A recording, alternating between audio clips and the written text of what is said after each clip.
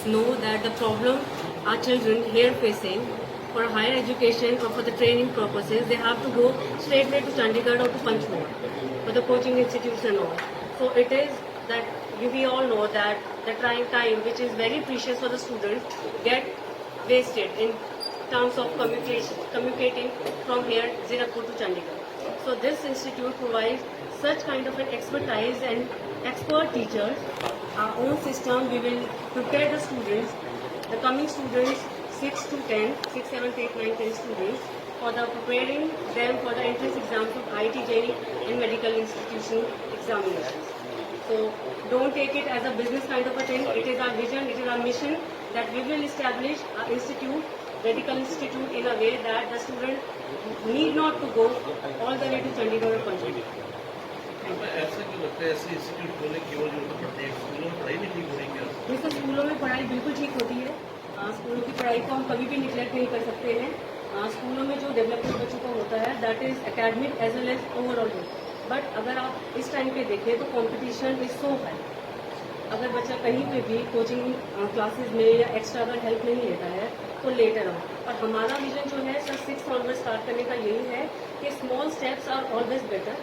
आप आगे जाके 11th-12th में अगर हम रियलाइज करते हैं तो एक बहुत बड़ा गैप बन जाता है, बिकॉज स्टूडेंट्स को अगर आप देखें बहुत इनिशियल लेवल से प्रिपेयर करना लोग शुरू कर दिया है।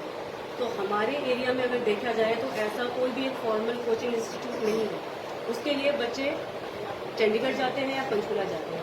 तो this kind of a thing, ये सारा जो प्लेटफॉर्म है हमारे एरिया में, it is a kind of a mission. हमारा विजन है कि हमारे बच्चों को कहीं और न जाके quality education system and expertise within our area, reachability में एंड विद मिनिमम कॉस्टिंग पे हम लोग प्रोवाइड करें। मैम कोचिंग सेंटर हो रही है आपके पास ही क्यों आए बच्चे, क्या खास लेके आए हो कोचिंग में?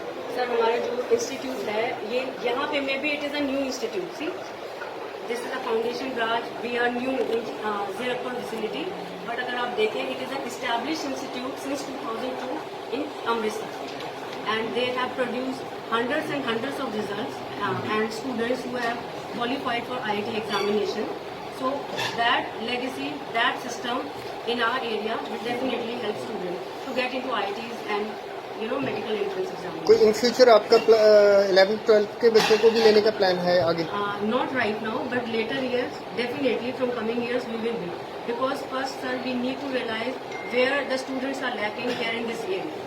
उस पर पूरा साल हम वर्क करेंगे। ये जो सर इंस्टीट्यूट है ये 1 मंथ या 2 month organisation a radical group of companies, ये पंजाब ਦੀ ਇੱਕ ਰਿਪਿਊਟਡ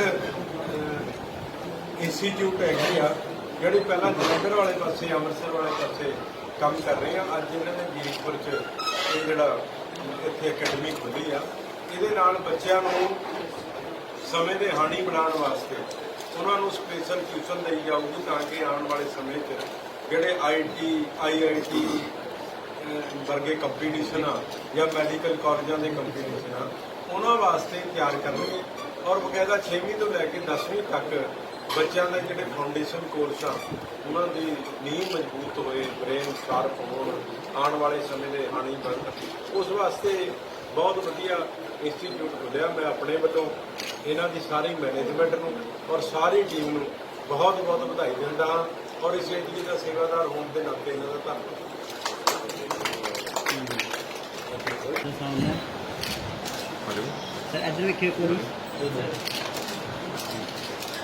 ਆਮ ਪਾਰਟੀ ਦੀ ਸਰਕਾਰ ਬਣੀ ਆ, ਪਹਿਲੇ ਮਹੀਨਾ ਬੀਤ ਚੁੱਕਾ, ਕਿੱਦਾਂ ਦਾ ਲੱਗ ਰਿਹਾ ਜਿਹੜੀ ਗਤੀਵਿਧੀਆਂ ਜਿਹੜਾ ਦੀ ਜਿਹੜੀ ਪ੍ਰੋਗਰੈਸ? ਦੇਖੋ ਵੈਸੇ ਤਾਂ ਮਹੀਨੇ 'ਚ ਕਿਸੇ ਦੀ ਅਸੈਸਮੈਂਟ ਕਰਨਾ ਜਾਂ ਕਿਸੇ ਦੀ ਕਾਰਗੁਜ਼ਾਰੀ ਕਰਨਾ ਜਾਂ ਕਿਸੇ ਦੇ ਕਮੈਂਟ ਕਰਨਾ ਮੇਰੇ ਖਿਆਲ ਕੋਈ ਬਹੁਤਾ ਡਾਇਰੈਕਟ ਅਸੈਸਮੈਂਟ ਨਹੀਂ ਹੋਊਗੀ। ਅਜੇ ਤੱਕ ਤਾਂ ਦੇਖੋ ਐਲਾਨ ਹੋ ਰਹੇ ਆ, ਜਿਸ ਦਿਨ ਪ੍ਰੈਕਟੀਕਲ ਰੂਪ 'ਚ ਇੰਪਲੀਮੈਂਟੇਸ਼ਨਾਂ ਹੋਣੀਆਂ ਉਹਦੇ ਜਾਂ ਨੈਗੇਟਿਵ ਪੋਜ਼ੀਟਿਵ ਆ ਉਹ ਜਿਹੜਾ ਕੁਝ ਸਮੇਂ ਬਾਅਦ ਹੀ ਨਜ਼ਰ ਆਊਗਾ। ਪਰ ਅਜੇ ਤੱਕ ਤਾਂ ਇਸ ਤਰ੍ਹਾਂ ਮਹਿਸੂਸ ਹੋ ਰਿਹਾ ਕਿ ਆਮ ਆਦਮੀ ਪਾਰਟੀ ਹੈ ਜਿਹੜੀ ਉਹ ਦਿੱਲੀ ਤੋਂ ਜੋ ਹੁਕਮ ਆਉਂਦੇ ਆ ਉਹ ਪੰਜਾਬ 'ਚ ਇੰਪਲੀਮੈਂਟ ਹੋਣੀ ਹੈ। ਪੰਜਾਬ ਦੀ ਜਿਹੜੀ ਹੀਲਿੰਗਸ ਆ ਜਾਂ ਰੀਅਲ ਸੈਂਸ ਆ ਉਸ ਤਰ੍ਹਾਂ ਦਾ ਕੋਈ ਕਾਰਗੁਜ਼ਾਰੀ 1 ਸਾਲ ਦੀ ਨਜ਼ਰ ਨਹੀਂ ਆਈ ਜਿਹੜੀ ਅਜੇ ਤੱਕ। ਦੇਖੋ ਕਿ ਕਿੰਨੇ ਸੁਧਾਰ ਹੁੰਦੇ, ਮੈਂ ਨਹੀਂ ਕਹਿ ਸਕਦਾ ਪਹਿਲੀ ਵਾਰੀ ਹੋਇਆ ਕਿ ਪੰਜਾਬ 'ਚ 5 ਰਾਜ ਸਭਾ ਮੈਂਬਰ ਬਣੇ ਪੰਜੇ ਪੰਜਾਬ ਤੋਂ ਬਾਹਰ ਦੇ ਜਾਂ ਵੱਡੇ ਬਿਜ਼ਨਸਮੈਨ ਪਹਿਲਾ ਜਿਹੜਾ ਸਟੈਪ ਆ ਉਸ ਤੋਂ ਕਲੀਅਰ ਹੋਇਆ ਵੀ ਜਿਹੜੀ ਕਰਪਸ਼ਨ ਵਾਲੀਆਂ ਇਹ ਗੱਲਾਂ ਕਰ ਰਹੇ ਨੇ ਇਹਨਾਂ ਦੇ ਵੱਡੇ ਲੀਡਰ ਜਦੋਂ ਵੱਡੀ ਜਿਹੜੀ ਆਮ ਲੋਕਾਂ 'ਚ ਚਰਚਾ ਹੈਗੀ ਆ ਵੀ ਵੱਡੇ ਸੌਦੇ ਹੋ ਕੇ ਰਾਜ ਸਭਾ ਦੇ ਮੈਂਬਰ ਬਣੇ ਆ। ਸੋ ਪਹਿਲਾਂ ਕਿਤੇ ਨਾ ਕਿਤੇ ਦਾਗ ਦਾ ਹੀ ਆਮ ਆਦਮੀ ਪਾਰਟੀ ਦੇ ਉੱਤੇ ਲੱਗੇ ਹੀ। ਜਿਹੜੇ ਬਿਜਲੀ ਮਾਫੀ ਦੀ ਗੱਲ ਦੀ ਗੱਲ ਕੀਤੀ ਹੈ, ਕਿੱਦਾਂ ਦੇਖਦੇ ਹੋ ਤੁਸੀਂ ਉਹਨੂੰ? ਦੇਖੋ ਵੱਡੀ ਗੱਲ ਤਾਂ ਇਹ ਹੈ ਵੀ ਤੁਸੀਂ ਬਿਜਲੀ ਦੇ 6-6 ਘੰਟੇ ਭੇਜਣੀਓ ਨਹੀਂ ਇੱਕ ਤਰੀਕੇ ਨਾਲ ਉਹ ਮਾਫ ਹੀ ਹੋ ਗਈ। ਸਮਝ ਲਓ ਵੀ ਉਹਦਾ ਬਿੱਲ ਤਾਂ ਆਉਣਾ ਹੀ ਨਹੀਂ ਹੈਗਾ ਜਦੋਂ 5-6 ਘੰਟੇ ਬਿਜਲੀ ਨਹੀਂ ਆਉਂਦੀ। ਪਿਛਲੇ 1 ਮਹੀਨੇ ਤੋਂ 6-6 ਘੰਟੇ ਦੇ ਕੱਟ ਲੱਗ ਰਹੇ 10,000 ਕਰੋੜ ਰੁਪਇਆ ਜੇ ਬਿਜਲੀ ਬੋਰਡ ਦਾ ਉਹਨਾਂ ਨੇ ਦੇਣਾ। ਸੋ ਪਹਿਲਾਂ 300 ਯੂਨਿਟ ਦੇ ਫਾਰਮ ਭਰਵਾਏ ਸੀਗੇ ਵੀ ਸਭ ਦੀ ਮਾਫ ਕਰਾ। ਹੁਣ ਜੋ ਮੈਂ ਅਖਬਾਰਾਂ 'ਚ ਪੜ੍ਹ ਰਿਹਾ ਜਾਂ ਸੀਐਮ ਸਾਹਿਬ ਦੀ ਸਟੇਟਮੈਂਟ ਦੇਖ ਰਿਹਾ ਵੀ ਇੱਕ ਵਰਗ ਨੂੰ ਤਾਂ ਉਹ ਕਹਿ ਰਹੇ ਆ ਵੀ ਜਨਰਲ ਨੂੰ ਵੀ ਜੇ 301 ਹੋਵੇ ਤਾਂ ਪਹਿਲੇ 300 ਦਾ ਵੀ ਲਾਓ। ਦੇਖੋ ਜੋ ਉਹਨਾਂ ਨੇ ਪ੍ਰਚਾਰ ਕਰਿਆ ਤਾਂ ਵੀ ਟੋਟਲ ਨੂੰ ਦੇਵਾਂਗੇ ਕੱਟ ਕੇ ਦੇਵਾਂਗੇ, ਮਤਲਬ ਜੇ 640 ਦੇ ਆਉਣਗੇ 600 ਕੱਟ ਕੇ ਦੇਵਾਂਗੇ। ਫਿਰ ਹੁਣ ਉਹ ਕਹਿੰਦੇ ਆ ਵੀ 600 ਯੂਨਿਟ ਦਾ ਜਿਹੜਾ ਉਹ ਮਾਫ ਕਰਾਂਗੇ। ਅੱਜ ਮੈਂ ਗੱਲ ਕਰੀ ਵੀ ਇੱਥੇ ਜੀਰਕਪੁਰ 'ਚ ਬਹੁਤ ਸਾਰੇ ਫਲੈਟਾਂ ਦੇ ਸਿੰਗਲ ਮੀਟਰ ਵੀ ਲੱਗੇ ਹੋਏ, ਸਿੰਗਲ ਪੁਆਇੰਟ ਮੀਟਰ ਵੀ ਲੱਗੇ ਹੋਏ ਤੇ ਇੱਕ ਥਾਂ ਬਿਜਲੀ ਮਿਲਦੀ ਆ, ਅੱਗੇ ਉਹ 600 700 800 ਘਰਾਂ ਨੂੰ ਸਪਲਾਈ। ਸੋ ਮੈਂ ਐਕਸ਼ਨ ਸਾਹਿਬ ਨੂੰ ਅੱਜ ਗੱਲ ਕਰੀ ਵੀ ਉਹਨਾਂ ਦੀ ਬਿਜਲੀ ਕਿਸ ਤਰ੍ਹਾਂ ਮਾਫ ਕਰੋਗੇ ਤੁਸੀਂ 300 ਯੂਨਿਟ। ਉਹਦੇ 'ਚ SC ਵੀ ਰਹਿੰਦੇ ਆ, BC ਵੀ ਰਹਿੰਦੇ ਆ, ਜਨਰਲ ਵੀ ਰਹਿੰਦੇ ਆ। ਕਹਿੰਦੇ ਜੀ ਉਹਦੀ ਤਾਂ ਪਾਲਿਸੀ ਨਹੀਂ ਬਣੀ। ਸੋ ਹੁਣ ਲੋਕਾਂ ਦੇ ਆ ਵੀ ਅਸੀਂ ਉਹਨੂੰ ਜਿਹੜੇ ਬਿਲਡਰ ਨਾਲ ਇਕੱਠੇ ਹੋ ਕੇ ਦੇ ਨਹੀਂ ਤੇ ਔਰ ਆਪਣੇ ਹਿਸਾਬ ਨਾਲ ਇੰਪਲੀਮੈਂਟੇਸ਼ਨ ਆਫ ਐਕਟਸ ਕਰਦੇ ਤੇ ਅਮੈਂਡਮੈਂਟਾਂ ਕਰਦੇ ਤੇ ਜ਼ਰੂਰੀ ਪੈਂਦੀ ਤੇ ਦਿੱਲੀ ਜਾ ਕੇ ਉਹਨੂੰ ਅਮੈਂਡ ਕਰਵਾ ਲੈਂਦੇ ਨੇ।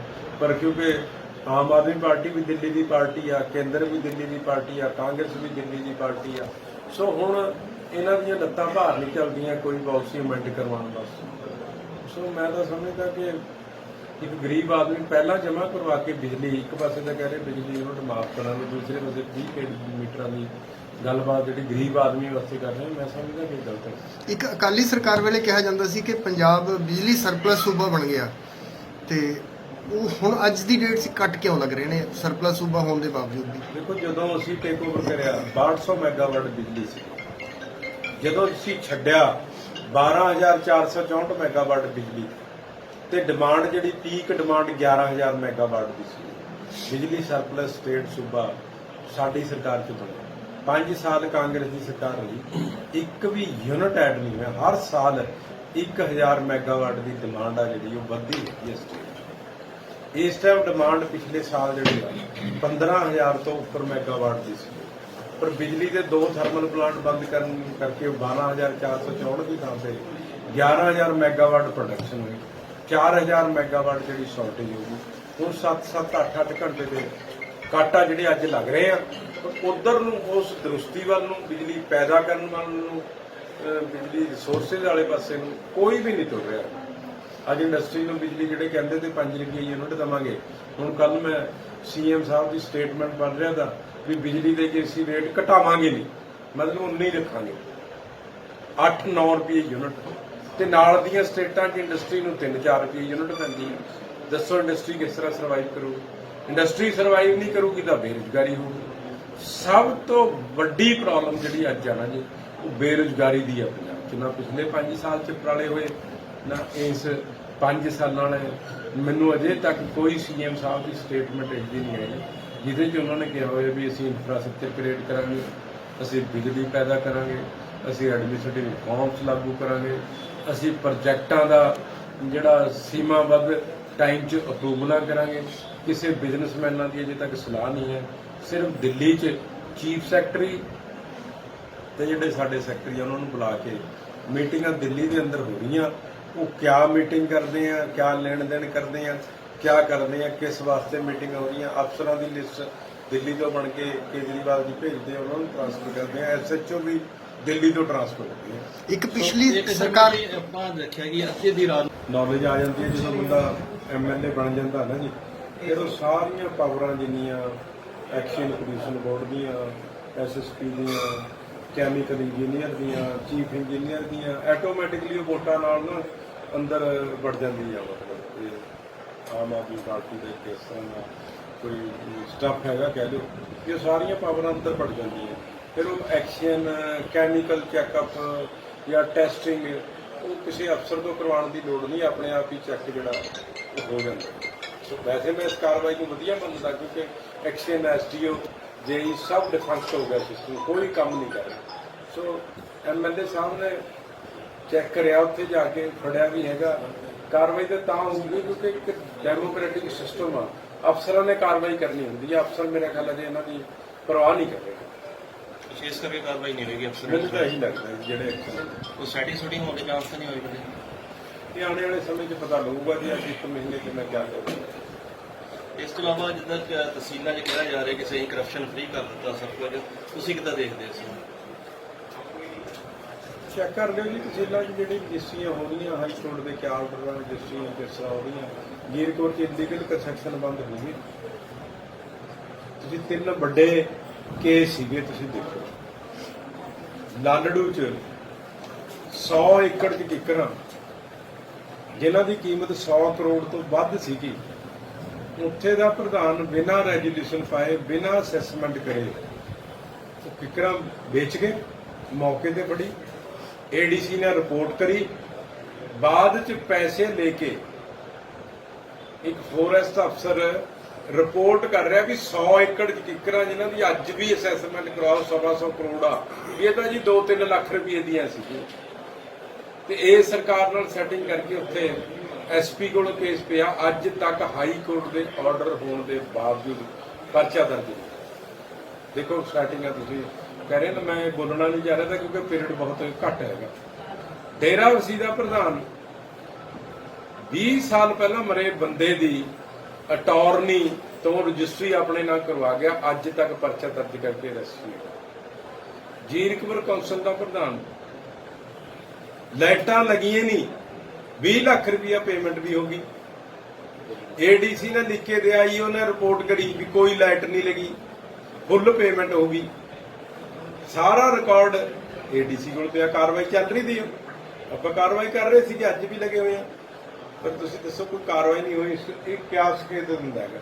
ਮੈਂ ਕਿਸੇ ਤੇ ਐਲੀਗੇਸ਼ਨ ਨਹੀਂ ਲਾਉਂਦਾ, ਕੱਲੀ ਐਵੇਂ ਗੱਲਾਂ ਕਰਨੀਆਂ। ਇੱਕ ਸ਼ਰਮਾ ਹੀ ਸੁਣਿਆ ਕਿ ਕਾਫੀ ਕਾਂਗਰਸੀ ਕਾਉਂਸਲਰ ਜਿਹੜੇ ਹੈਗੇ ਆ ਪਲਟੀ ਮਾਰ ਕੇ ਆਮ ਆਦਮੀ ਪਾਰਟੀ 'ਚ ਜਾ ਰਹੇ ਆ।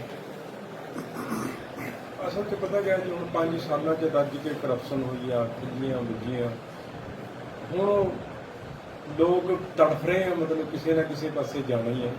ਸੋ ਉਹਨਾਂ ਦੀ ਸੋਚ ਹੋਣੀ ਕਿ ਸ਼ਾਇਦ ਇੱਧਰ ਵਾਲੇ ਪਾਸੇ ਠੱਗੀਆਂ ਬਚਣਗੀਆਂ।